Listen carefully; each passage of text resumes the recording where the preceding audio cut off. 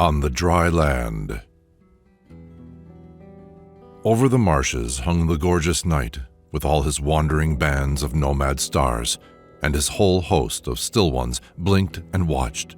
Over the safe dry land to eastward, gray and cold, the first clear pallor of dawn was coming up above the heads of the immortal gods.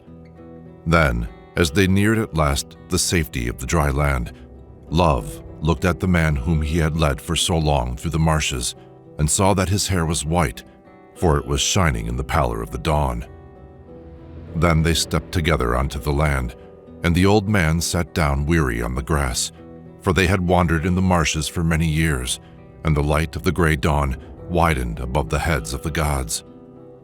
And Love said to the old man, "I will leave you now." And the old man made no answer, but wept softly. Then Love was grieved in his little careless heart, and he said, "You must not be sorry that I go, nor yet regret me, nor care for me at all. I am a very foolish child. I was never kind to you, nor friendly.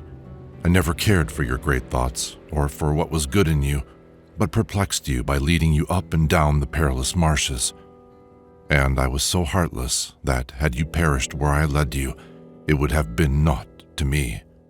And I only stayed with you because you were good to play with. And I am cruel and altogether worthless, and not such a one as any should be sorry for when I go, or one to be regretted, or even cared for at all." And still the old man spoke not, but wept softly, and Love grieved bitterly in his kindly heart. And Love said, "Because I am so small, my strength has been concealed from you, and the evil that I have done. But my strength is great, and I have used it unjustly. Often I pushed you from the causeway through the marshes, and cared not if you drowned. Often I mocked you, and caused others to mock you. And often I led you among those that hated me, and laughed when they revenged themselves upon you. So weep not, for there is no kindness in my heart, but only murder and foolishness. And I am no companion for one so wise as you, but am so frivolous and silly that I laughed at your noble dreams and hindered all your deeds. See now, you have found me out, and now you will send me away, and here you will live at ease and, undisturbed, have noble dreams of the immortal gods. See now, here is dawn and safety, and there is darkness and peril." Still the old man wept softly. Then Love said, "Is it thus with you?"